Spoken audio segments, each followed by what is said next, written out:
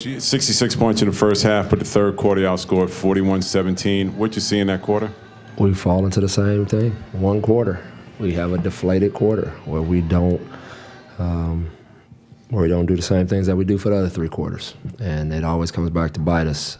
So it's just something we gotta continue to try to figure out as a group and keep working at it where we can sustain effort for 48 minutes. Coach, with some of your more athletic players out, how difficult was it for you to match up with their second unit athletically? Yeah, I mean, they are they're fast. All those guys can jump, dribble, pass, shoot. We're definitely depleted, but I don't want to make that an excuse for the game. You know, obviously we played a great first half, and we just couldn't duplicate that. So injuries are a part of it. I don't necessarily want to put it on that. The guys that played are good enough to play to help us win.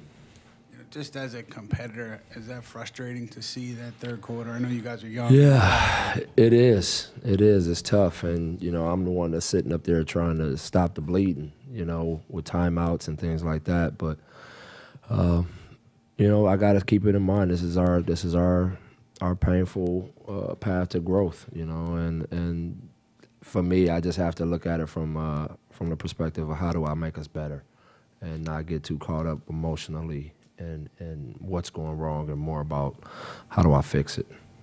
Hey, Coach, I wanted to ask about Frank Ntilikina specifically. He had a nice stretch there in the first half and then struggled a bit in the second half with his shot. I was curious what you see from him and maybe just what specifically kind of varies for him quarter to quarter.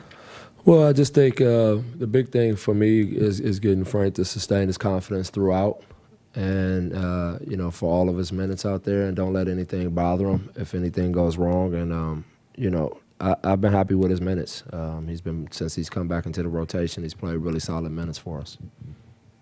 Coach, obviously Booker's a great offensive player, but what will you tell the guys about sending him to the line 15 times? Well, we didn't show much discipline, you know, especially on a lot of his jump shots. You know, we try to teach guys not to foul jump shooters. But he also has a very good knack for how to draw fouls as well, you know, and so, but that'll be good film work for us. Again, trying to show our guys where we don't want to be bailing out guys or leaving our feet for shot fakes, things like that. So we'll definitely clean that up. Do you know anything about Hardaway's sore heel? Yeah, he just came in today. You know, last night we knew after the game that it was bothering him. And then today we said, let's reevaluate, and it was like tender to the touch. So we just thought it'd be better to rest it on the back-to-back. Do you think it would be fine? I think so. I think so. We'll see. I'm sure I'll get a report here, but I think so. And how do you break down the third quarter? I mean, it was kind of stuff that fell apart. Damn, Barman, I don't know. You got any suggestions on the breakdown? I got to get into the film though on that. It was. You know, the water was coming through the dam through so many holes. I can't tell you right now. I gotta get into the film and really see where we went wrong, where we broke down. I know definitely we didn't show a lot of mental toughness during that run. So that's one thing you know, I'm a hammer on them right away. But I'll get into the film and figure it out. You had, I think Kevin took 10 shots in the first quarter and then not much after that. Yeah, there's 2 games in a row that's happened. Yeah, I was going to say, do you see something why he's varying? I don't know. I got to just find a way to keep him aggressive, though. I thought he maybe deferred a little bit there in the second half and wasn't as aggressive. But, you know, so 2 games in a row, I thought he came out in the first half and really, you know, got the numbers. And then second half, for whatever reason, not as aggressive. So we'll get that straightened out. But anytime I look down there and see those high double figures, you know, that lets me know that the kid's coming along and you know, starting to put together some consistent basketball. Emmanuel hasn't really been known as a shooter before he got here. What do you make of his shot making lately? Hard work. He puts in the time every day.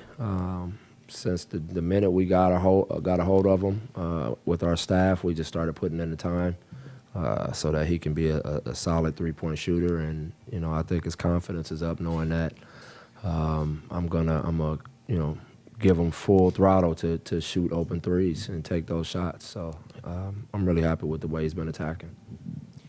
Is it a large enough sample size with him yet to tell if this is for real or if it's just kind of like an extended blip? I think it's enough now that we know that this kid is an NBA rotation player. You know, now how far it goes from there is going to be what he does. But you get in, you know, a third of the season, and a guy's consistently putting in, you know, 20, 30, 6 rebounds, 6 assists, constantly doing that.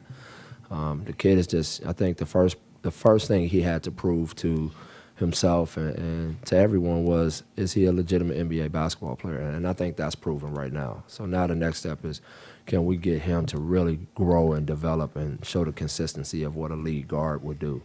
But yeah, he's taken off and really gotten better every day. Coach. Oh, yeah. Oh, sorry. Sorry. You've been talking about how, you know, how hard the team is playing, and obviously you're disappointed when you don't win.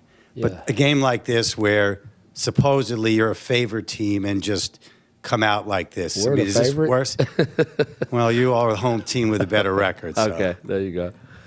I mean, so how do you, I just think that when you play in an NBA game, we don't have the luxury to look at the game like that. That's what I was saying before the game. We're not walking into the game and saying, oh, we got 3 more wins than them, we should win. That's nonsense. We don't have any kind of luxury to play the game that way. I don't think our guys approached it that way at all. I think they really wanted to come out and win the game. And, you know, we just try to play every single game to win. And we respect everybody the same way and prepare for everyone the same way. And, you know, we got to go out there and just perform and execute, and hopefully we can pull out W's. But we really don't get into that looking at who we're playing against from that standpoint. Solid, you know, for a guy that's been out after a knee surgery. You know, he gave us some good minutes, especially in that first half. He really ignited our defense. But it was good to see him back running around out there and feeling good, because when he was earlier in the year, he was really playing through a lot of pain.